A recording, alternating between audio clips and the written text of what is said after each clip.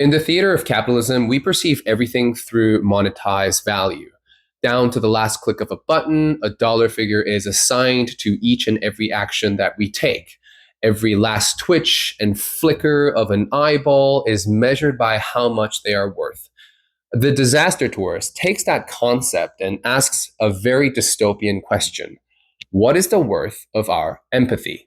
This is the Korean Literature Book Club with support from the Literature Translation Institute of Korea. I am Junwoo Park, writer and translator. Today, I'd like to go deep into this very special book called The Disaster Tourist by Yun Ko-eun, translated by Lizzie Buehler. I am also joined by a very special guest, Catherine N. Chang, book influencer and reviewer, who will help me dissect this book. Thank you, Junwoo. I'm so excited to be here to talk about The Disaster Tourist. I'm Catherine. I create book content here on YouTube and other platforms, primarily focusing on diverse reading, including, of course, translated literature and Korean literature. You can find me at Catherine N. Chang. And yes, there will be spoilers, so in order to fully enjoy the video, it's best that you read the book first, at least in my opinion. So let's talk about The Disaster Tourist. The Disaster Tourist features Yonako as its protagonist. She is a program manager for a travel company called Jungle. She designs tour packages and disaster zones, and in order to do this, she gauges the value of disasters by how much emotion she can evoke from the travelers. It depends on a cycle of emotional reactions that range from shock to compassion to gratitude for being alive. Against this backdrop, Yona is sent on a work trip to a poverty-stricken island nation called Mui under the guise of investigating whether a travel package surrounding an old sinkhole should be shut down due to its lagging performance. Yona correctly identifies that the problem is that the disaster is far too in the past, and it does not result in enough emotional reaction from visitors. Then an opportunity arises. Yona discovers a plan to engineer a new disaster in order to bring back tourist dollars from Jungle, as well as receive disaster recovery funding. In order to do this, a colorful cast of co-conspirators come together. This includes Yona, whose role is to create a new tour program that will ensure Jungle's commitment to Mui. Then there is the writer who creates a script that will blow life into this fake disaster. This writer is the one who carefully puts together the emotional beats, fabricating everything from the backstories of victims to each line the victims will utter up to the fateful day. Lastly, it is all orchestrated by the resort manager, who is determined to save Mui by raising its economic standing with this master stroke. They attempt to create new sinkholes that will seemingly swallow 100 people. Essentially, they want to revive the empathy that people used to feel for Mui, and with it, bring money back into the island. And all of it is, I think, a bit too close to home for comfort. Although the premise of The Disaster Tourist seems shocking and macabre, the world depicted in the novel actually feels eerily close to real life. Yona's trip to Mui with visits to sites of massacres and great tragedy, where souvenirs are sold and tourists can experience authentic culture for a price, doesn't feel all too different from the kinds of trips that people might take today. For example, Yona describes the typical reaction of a disaster tourist.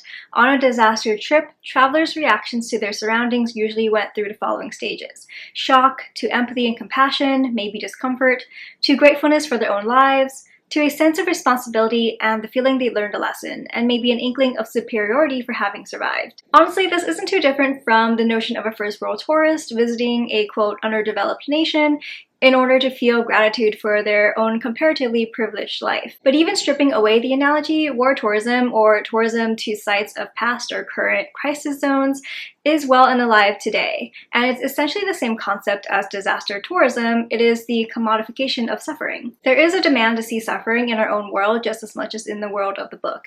And people and institutions can take advantage of real suffering or even manufacture suffering for a profit. And this brings forward the key concept in this novel, the commodification of our empathy. It's not exactly a new thing for human emotions to be a product. We buy tickets to horror films in order to feel fear. We pay to go to amusement parks to be happy. In the same way, Jungle offers the same type of experience captured very well by this quote. When people browse through newspapers after a disaster, they don't just want to see how terrible the wreckage is. They're also looking for an emotionally resonant story sprouting up from the pain. But there is something a little more unsettling and even sinister about empathy as a product because it involves suffering. Someone has to suffer on the other end in order for that empathy to be elicited. The commodification of suffering in the world of the disaster tourist creates the appearance of a boundary between the consumer, the disaster tourist, and the real people whose suffering is being packaged for consumption. The disaster tourists want to visit sites of crisis and tragedy to spectate, but they never want to feel as if they are the victims of disaster or that they are in any way involved. There's a scene where Yona thinks someone has stolen her camera, and the tour group searches the locals' houses and belongings, only to find out that Yona had forgotten that she let a child in the tour group borrow it for the day. The tourists don't deal well with their feelings of guilt afterward.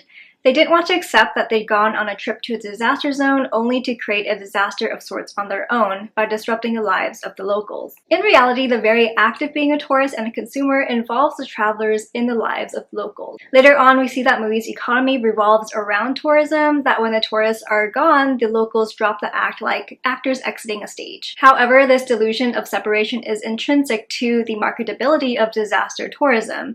The buyers don't want to feel as if they are actually part of the disaster in any way.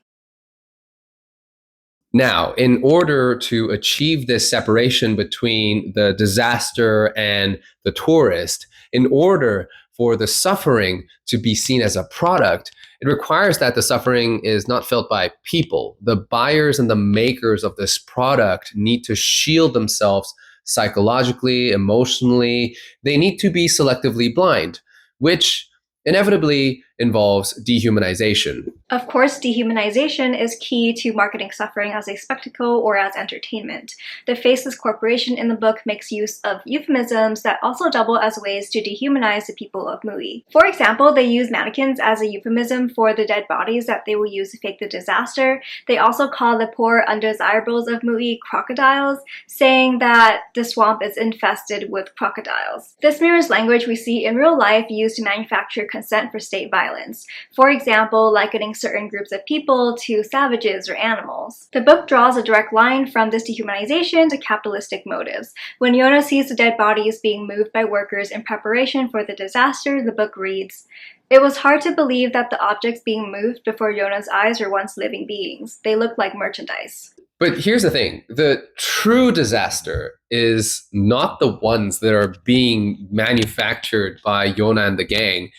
It is the system that allows such a thing to happen in the first place. And this is where we need to talk about the disaster tourist commentary on late capitalism.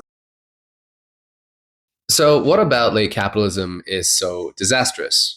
Well, a lot of things, but the book hones in on a few concepts. The book implicates everyone within global capitalism. There are layers of exploitation here. In the context of the workplace and Korean society, Yona is oppressed, subject to exploitation and sexual harassment.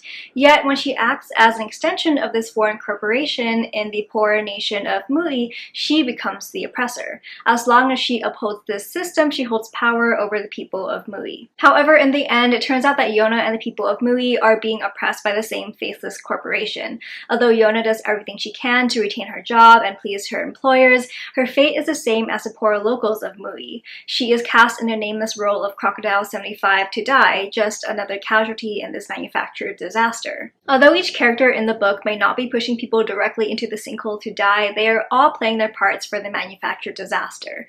The book asks us to question how each of us may or may not be playing our own part to uphold global capitalism, and the power that we may hold over others in the world, even if we ourselves are also exploited by the same system. So, where does this proverbial layer cake of the late capitalist dystopia end up? In the book, it's annihilation for all. A massive tidal wave of trash engulfs the island in the end.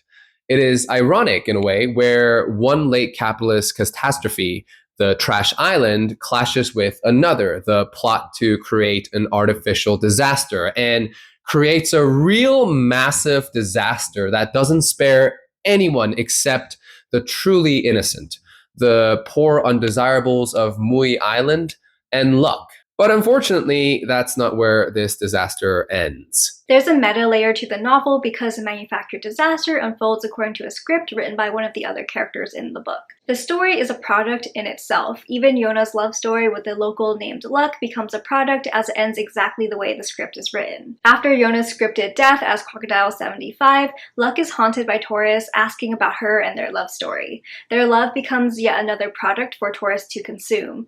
Nothing is sacred, even love is tainted because it is marketable. It's also quite on the nose but impactful that the only safe place in Mui is the mangrove forest, the only place in Mui that is unmarketable because the trees grow too closely together for tourists to travel through. This is the place that saves the poor locals of Mui, and this is the place where Luck retreats from intrusive tourists after Yona's death.